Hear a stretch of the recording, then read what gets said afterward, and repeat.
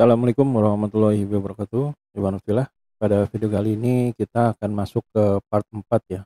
Nah, di mana di sini yang akan dibahas yang ini mengenai tentang tes DNA. Jadi di video pertama, kedua, dan ketiga itu baik Gus Wafi dan Guru Gembul itu memaparkan agar perdebatan ini itu dilakukan secara ilmiah. Nah, sedangkan ilmiah sendiri mereka berdua itu tidak sepakat dan mereka berdalih bahwa ilmiah menurut mereka lah yang paling benar. Nah, pada video keempat ini kita akan mendengar apakah tes DNA ini bisa menjadi salah satu faktor ilmiah yang bisa meyakinkan publik bahwa memang benar-benar salah satu sosok yang dimaksud itu terkait atau masih ada keturunan dari orang yang ingin dituju gitu loh. Nah, videonya sangat menarik sekali. Mari kita simak sama-sama. Oke, terima kasih banyak Pak Guru. Ini diskusi yang menarik ketika kita membahas tentang mengkritisi ilmu nasab. Ketika kita mengkritisi ilmu nasab, hak setiap orang. Pak Guru juga berhak mengkritisi ilmu nasab. Dan Robito Alawiyah ini lembaga pencatat nasab yang memang berpegang pada kaidah ilmu nasab. Kebetulan Kiai Imaduddin juga berpegang pada ilmu nasab. Betul.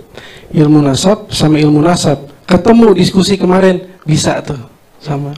Jadi ketika ilmu nasabnya kita tidak punya pada platform yang sama, terus kita mengkritisi ilmu nasab, memang dia menjadi kritik bukan seputar isu nasabnya Ba'alwi, tapi kritik diskusi seputar seberapa ilmiah ilmu nasab. Itu pun juga mungkin menjadi tema yang menarik ke depan gitu ya Pak Guru ya.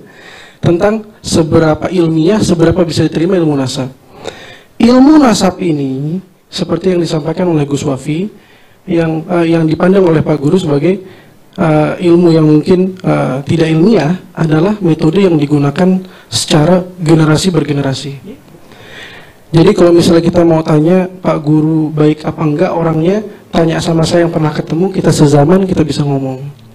Ketika kita mau tahu tentang si sumber Ali Asakran misalnya, baik atau enggak, kita nggak bisa tanya sama orang yang hidup di zaman itu, mau nggak mau baca tulisan. Mau nggak mau baca siapa yang pernah mengutip tentang beliau, itu mau nggak mau. Karena sumbernya itu, apakah bisa memastikan? Ya nggak bisa. Bahkan saya ditanya tentang Pak Guru, baik nggak Pak Guru orangnya? Saya jawab baik. Saya pun juga bukan berarti menjadi orang bisa memastikan bahwa Pak Guru baik, nggak begitu. Poin lain adalah, kalau misalnya kita berstatement dalam setiap ilmu manapun, bahkan DNA, misal seperti Pak Guru berstatement, jadi di dunia Arab itu mengisbat nasab tuh harus tes DNA gitu. Nah itu juga harus kita telaah gitu. Apakah betul di dunia Arab itu di luar kalau dia tes DNA baru diisbat? Kami survei nggak ketemu satupun nakobah yang mengisbat lewat tes DNA. Satupun orang yang hasil tes DNA akhirnya dia ketemu nih tiba-tiba jadi keturunan Rasulullah, nggak ada sampai sekarang. Diisbat sama nakobah manapun nggak ada. Artinya setiap statement itu normal, bisa salah, bisa benar. Perspektif kita bisa salah, bisa benar, iya. Dari perspektif ilmu-ilmu DNA misalnya. Terus poin lain misalnya, kalau misalnya kita lihat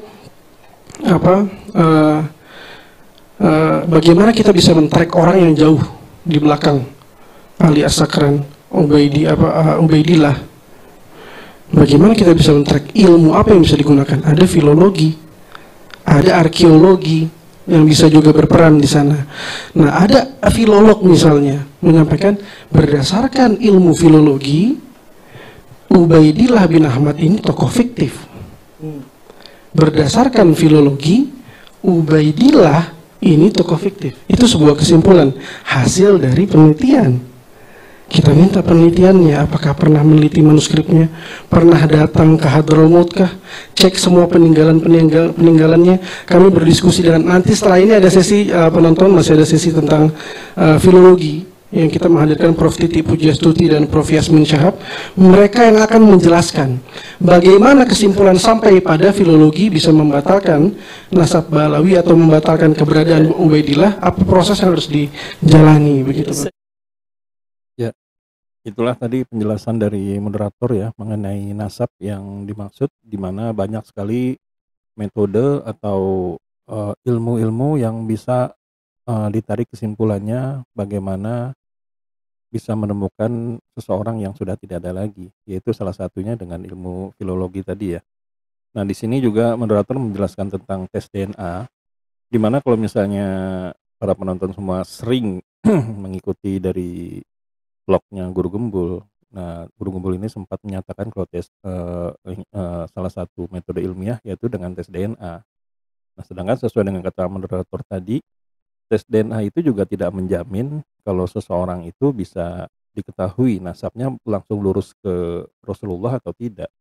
Karena memang metode tes DNA ini sama sekali tidak pernah dilakukan oleh para pendahulu atau mereka yang mempertanyakan tentang metode nasab. Jadi bisa dibilang clear ya, kalau DNA juga tidak bisa menjamin, walaupun menurut Guru Gembul itu salah satu cara metode ilmiah. Karena ilmiah juga belum tentu ilmiah gitu. Ilmiah juga masih perlu dipertanyakan. Karena memang beberapa hal yang ada di dunia ini yang menurut orang ilmiah ternyata kesimpulannya itu belum tentu demikian gitu loh. Jadi perdebatan ini ya tentu saja panjang dan metode ilmiah seperti yang Guru Gembul maksud juga masih bisa diperdebatkan, itu lebih panjang lagi gitu loh. Nah jadi karena ini memang kita membahas tentang ilmu nasab, ya tentu saja kita fokus ke masalah itu dulu ya.